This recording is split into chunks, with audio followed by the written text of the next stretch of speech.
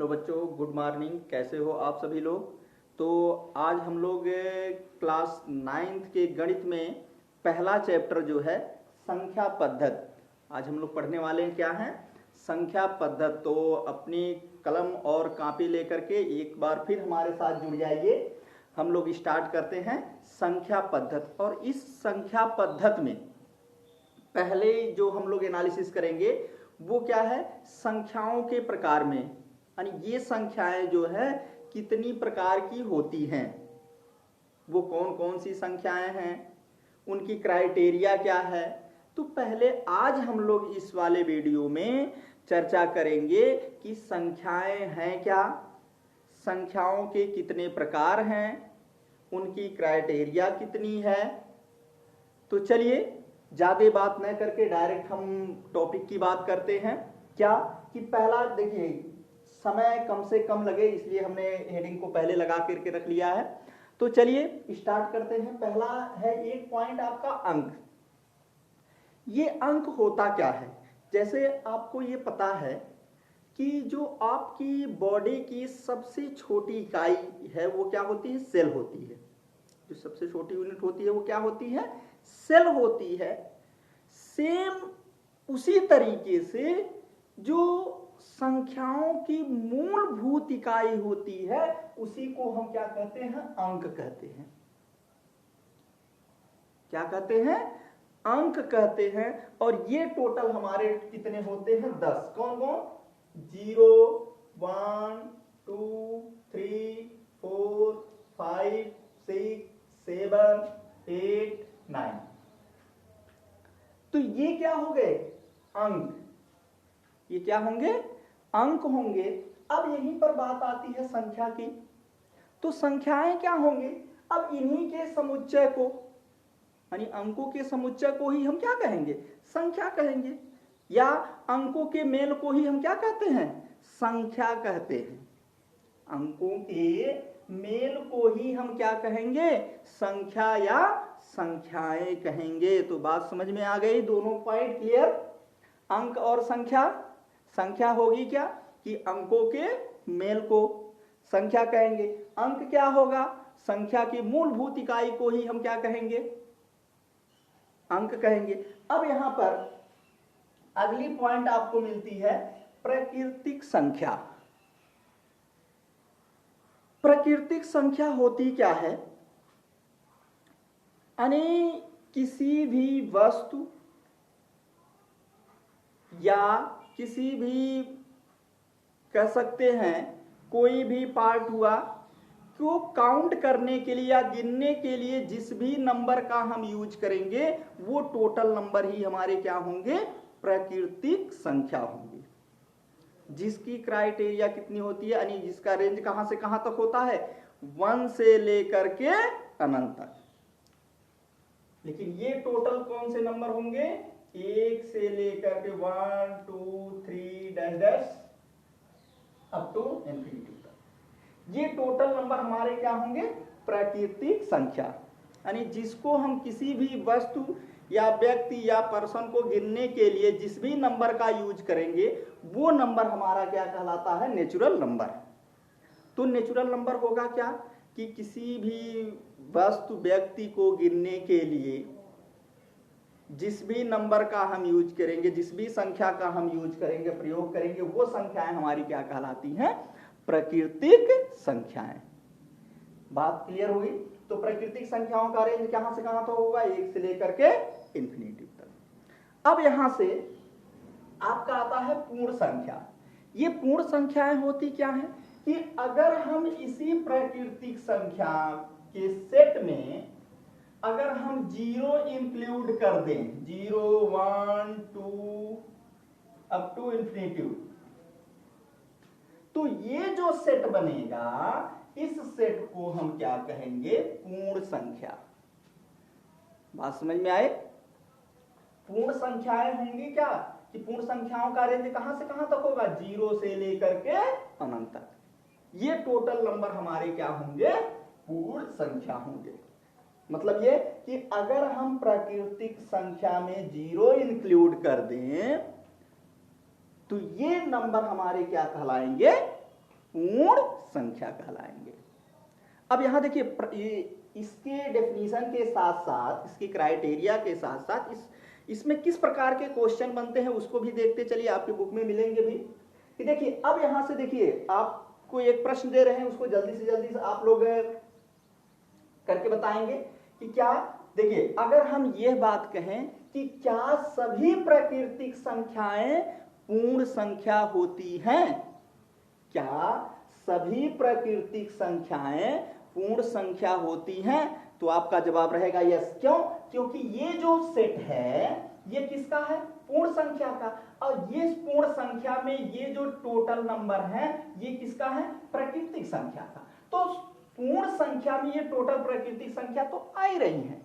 ये total set में प्राकृतिक संख्या के भी नंबर इसमें टोटल मिल रहे हैं, इसलिए हम कह सकते हैं कि सभी प्राकृतिक संख्याएं क्या होंगी? पूर्ण संख्या होगी। लेकिन अगर इसी को उल्टा कर दिया जाता कि क्या सभी पूर्ण संख्याएं प्राकृतिक संख्या होती हैं, तो टोटल, अब यहां से देखो कि ये इतने ही नंबर तो इसमें बिलोंग कर रहे हैं, बट ये जीरो इसमें बिलोंग नहीं कर रहा है। तो जब जीरो इसमें बिलोंग नहीं कर रहा है, इसका मतलब कोई नंबर इसमें नहीं बिलोंग कर रहा है, यानी छूट रहा है। अर्थात सभी नंबर जो है पूर्ण संख्याएं प्राकृतिक संख्याएं नहीं होंगी। तो ये कहना गलत हो जाएगा कि सभी पूर्ण संख्याएं जो है प्राकृतिक संख्याएं होती है, ये आपका क्या हो जाएगा? रॉन्ग हो जाएगा। तो ये चीजें यहां से यहां तक दोनों ये पॉइंट क्लियर हुए? क्लियर? अब आ जाइए पूर्णांक संख्या। पूर्णांक संख्या होगी क्या कि अगर हम इसमें देखिए पूर्ण संख्या में आप जो भी नंबर लिए थे वो क्या थे? पॉजिटिव थे। जो भी नंबर थे वो क्या थे? पॉजिटिव थे।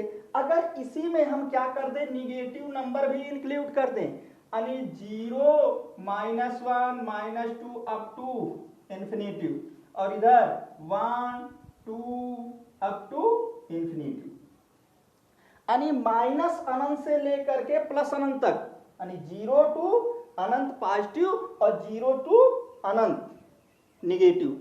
अगर ये टोटल अगर हम सेट बनाएंगे तो वो सेट किसका होगा? पूर्णांक संख्या का। इसमें ये ध्यान रखिएगा कि इसमें फ्रैक्शनल नंबर नहीं होंगे, यानी भिन्न संख्याएं इसमें नहीं होंगी, यानी 0 से अनंत तक धनात्मक और 0 से अनंत तक ऋणात्मक का जो सेट बनेगा उस सेट को हम क्या कहेंगे? पूर्णांक संख्या। अब इसीलिए कि ये जो पूर्णांक संख्या होती है यह दो प्रकार की होती है। कौन कौन से? एक होता है ये धन पूर्णांक, इसको हम क्या बोलते हैं? धन पूर्णांक। क्या बोलेंगे लल्ला? धन पूर्णांक। और ये जो सेट होगा इसको हम क्या बोलेंगे? ऋण पूर्णांक।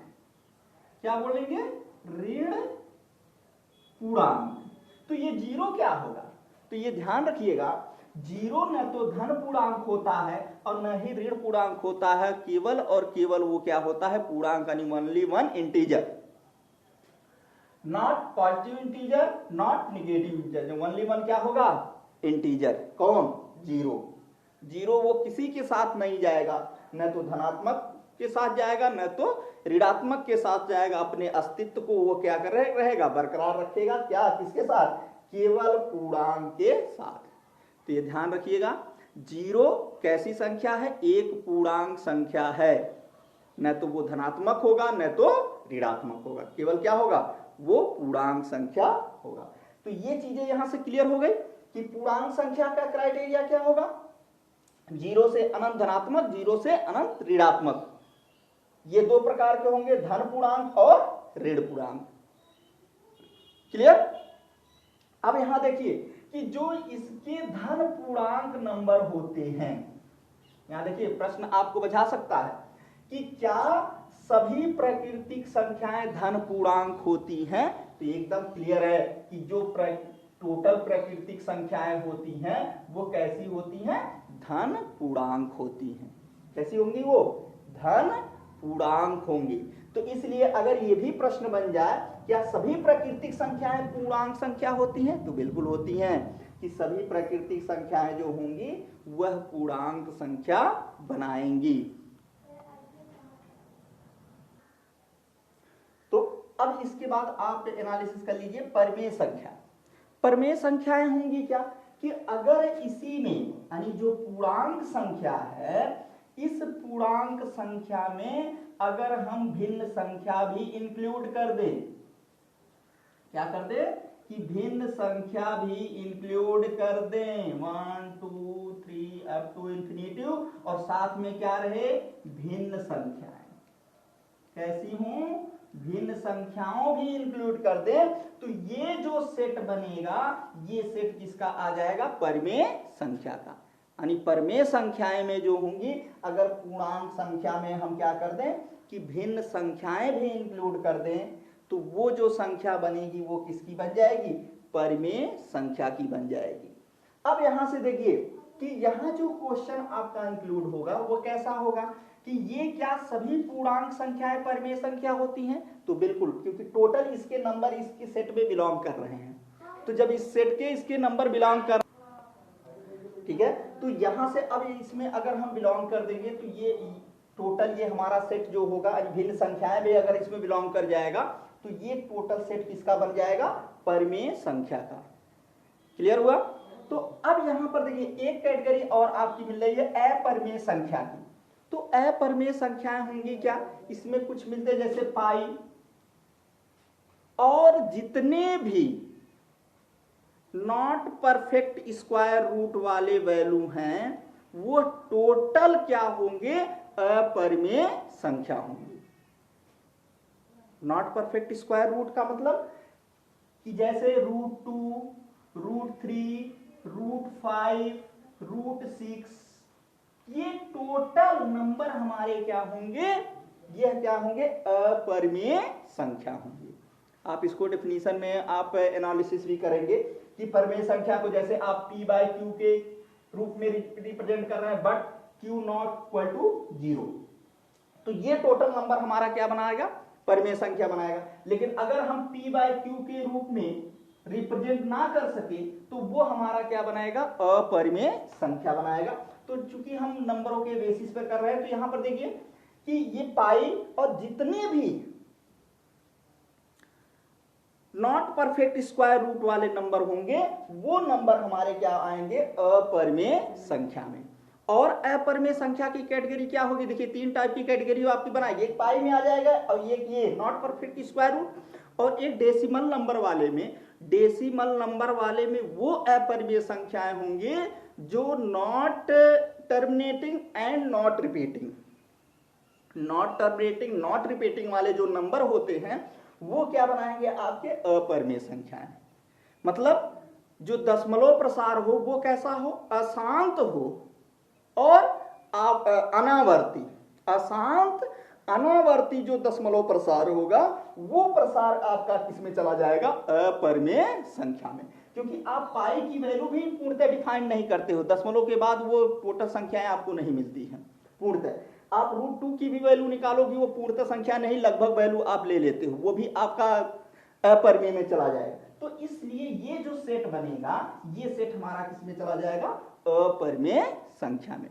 तो चलिए आगे की जो पॉइंट है उसको अगले वीडियो में देंगे, तब तक के लिए धन्यवाद।